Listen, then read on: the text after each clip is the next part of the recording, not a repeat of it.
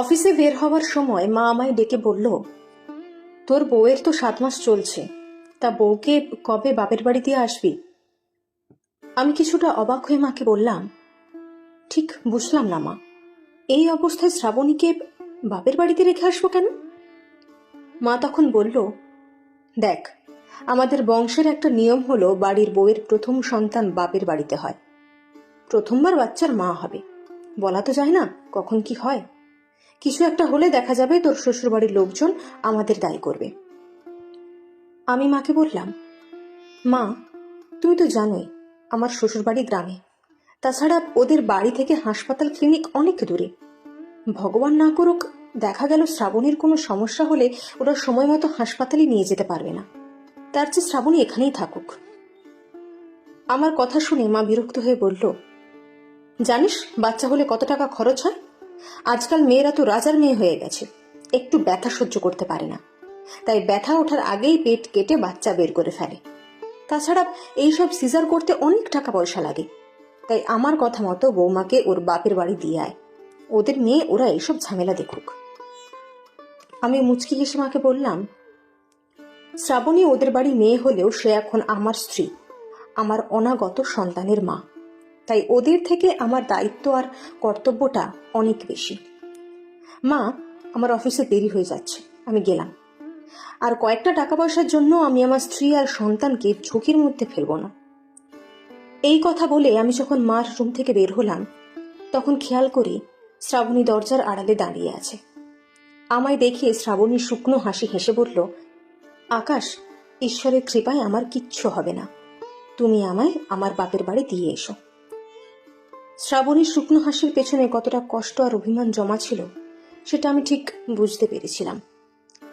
আমি ওর হাতটা ধরে বললাম, তোমার মুখে শুকনো হাসি মানায় না, সতেজ হাসিটা বেশি মানায়। চিন্তা করো না, আমি আছি তো তোমার পাশে। অফিস থেকে ফিরতে ফিরতে বিকেল 5টা বেজে গেল। আমি তড়িয়ে ঘড়ি করে বাড়িতে ঢুকে শ্রাবণীকে বললাম, তুমি তৈরি হয়ে নাও তো, ডাক্তারের কাছে যেতে হবে। শ্রাবণী বলল, আমি ঠিক আছি তো, শুধু শুধু ডাক্তারের কাছে যেতে হবে না। শ্রাবণীর কথা শুনে আমি কিছুটা রেগে গিয়ে বললাম, তোমার এত বুঝতে হবে না, ডাক্তার বলেছিল 15 দিন পর পর একবার চেক আপ করাতে, আর আজ 17 দিন হতে চলেছে। যাও, তৈরি হয়ে এসো। শ্রাবণীকে নিয়ে বাড়ি থেকে বের হওয়ার সময় মা আমাদের দেখে বলল, তোদের ঢং দেখে আর বাঁচি না, আমিও 2 সন্তানের মা হয়েছি, আমার কখনো 2 দিন পর পর ডাক্তারের কাছে তোদের মতো দৌড়তে হয়নি। মার কথা শুনে আমি হেসে বললাম, মা, দরজাটা লাগিয়ে দাও, আমাদের আসতে 1 ঘন্টা মতো দেরি হবে। ডাক্তারের চেম্বারের সামনে যখন বসেছিলাম তখন খেয়াল করি শ্রাবণী মাথা নিচু করে নীরবে চোখের জল ফেলছে। আমি ওর হাতটা শক্ত করে ধরে বললাম, প্লিজ, মার কথায় কিছু মনে করো না, সেকালের মানুষ, তাই এত কিছু বোঝে না, আমি আছি তো তোমার পাশে। অফিসের বস অ্যাপ্লিকেশনটা পড়ে আমার দিকে তাকিয়ে বললেন, বাচ্চা হবে আপনার স্ত্রীর, আর আপনি ছুটি চাইছেন 1 মাসের, ব্যাপারটা কি? আমি বসকে বললাম, স্যার, আমি এখন থেকে পুরোটা সময় আমার স্ত্রীর পাশে থাকতে চাই।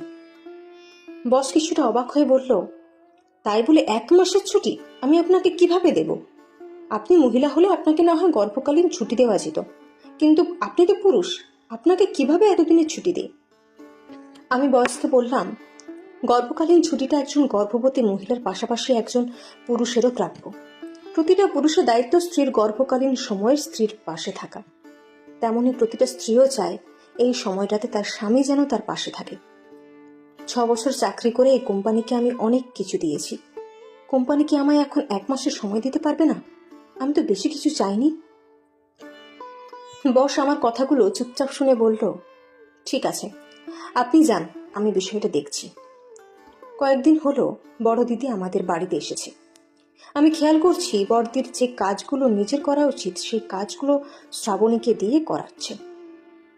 সেদিন খেয়াল করি বড়দি এক মনে টিভিতে সিরিয়াল দেখছে, আর শ্রাবণী কি বলছে, আমার বাচ্চার দুধটা একটু গরম করে দাও তো। আরেকদিন শুনি বড়দি বিছানায় শুয়ে থেকে শ্রাবণীকে ডেকে বলল, আমার মাথাটা খুব ব্যথা করছে, আমায় 1 কাপ কড়া করে কফি বানিয়ে দাও তো। আজ সকাল থেকেই শ্রাবণীর শরীরটা একটু খারাপ। এই অবস্থায় বড়দি শ্রাবণীকে বলল, তোমার হাতের পাটিসাপটা পিঠা তোমার জামাইবাবু খেতে খুব পছন্দ করে। তুমি আজ আমার কতগুলো পাটিসাপটা পিঠা বানিয়ে দিও তো। আমি খুব অবাক হচ্ছিলাম আমার বড়দির কথা শুনে, তাই কিছুটা রেগে গিয়ে বললাম, তোর বরকে তুই নিজে পিঠে বানিয়ে খাওয়া, তুই আমার বউকে বলছিস কেন? বড়দি মুখ বাঁকিয়ে বলল, বউয়ের চামচাগিরি করছিস নাকি? আমি বললাম, কোনো চামচাগিরি করছি না, শুধু তোর মতো একটা শিক্ষিত মেয়ের ভুলগুলো চোখে আঙুল দিয়ে দেখিয়ে দিতে চাইছি। তুই নিজেও এক বাচ্চার মা, তুই তো বুঝবি সেই সময় একটা মেয়ের কত রকম সমস্যা হয়। তুই কি করে এই অবস্থায় আমার বউকে বলিস তোর বাচ্চার দুধ গরম করে দিতে, তোর জন্য কফি বানিয়ে দিতে, আর আজ বলছিস তোর বরের জন্য পিঠে বানাতে? মেয়েটা প্রথমবার মা হচ্ছে, মনে কত রকমের ভয় থাকতে পারে। কোথায় তুই শ্রাবণীকে একটু সাহায্য করবি, একটু মনে সাহস দিবি যেন সে ভয় না পায়, তা না করে উল্টে তুই ওকে পিঠে বানাতে বলছিস। এমন সময় মা খুব রেগে গিয়ে বলল, আমি এমন ছেলে পেটে ধরেছি যে কিনা নিজের বউয়ের জন্য নিজের বড় বোনকে কথা শোনাচ্ছে। কি এমন তোর বউকে বলেছে যে তুই তোর বোনকে কথা শোনাচ্ছিস? কয়েকটা পিঠে বানিয়ে দিতেই তো বলেছে, অথচ তোরা যখন পেটে ছিলি তখন আমি সংসারের সমস্ত কাজ একা হাতে করতাম। আমি মার দিকে তাকিয়ে হেসে বললাম, মা, আমার দিদি যখন প্রেগনেন্ট ছিল তখন তুমি 5 মাস যেতে না যেতেই দিদিকে শ্বশুর বাড়ি থেকে আমাদের বাড়িতে নিয়ে এসেছিলে, যাতে দিদির ওখানে সংসারে কোনো কাজ না করতে হয়। আমি দেখেছি দিদিকে দিয়ে তুমি কাজ করানো তো দূরে থাক, দিদিকে কখনো রান্নাঘরে যেতে দাওনি। সেই তুমিই ছেলের বউয়ের বেলায় এতটা বদলে গেলে। আমি যখন মা আর দিদিকে কথাগুলো বলছিলাম তখন শ্রাবণী আমাকে বারবার থামতে বলছিল। তখন বড়দি শ্রাবণীকে বলল, থাক থাক, নিজের স্বামীকে মা বোনের ওপর খেপিয়ে দিয়ে এখন আমাদের চোখে ভালো সাজতে হবে না। কথাটা শুনে শ্রাবণী মাথা নিচু করে অন্য রুমে চলে যায়। আমি বড়দির দিকে তাকিয়ে বললাম, মূর্খ মানুষ সবুজ হলে তাকে বোঝানো সহজ, কিন্তু কোনো শিক্ষিত মানুষ সবুজ হলে তাকে বোঝানো সত্যি খুব কঠিন। রুমে ঢুকে দেখি শ্রাবণী জানালার গ্রিল ধরে বাইরে তাকিয়ে আছে।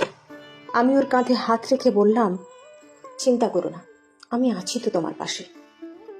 শ্রাবণী আমার দিকে ফিরে শুকনো হাসি দিল, আর আমি তখন বললাম,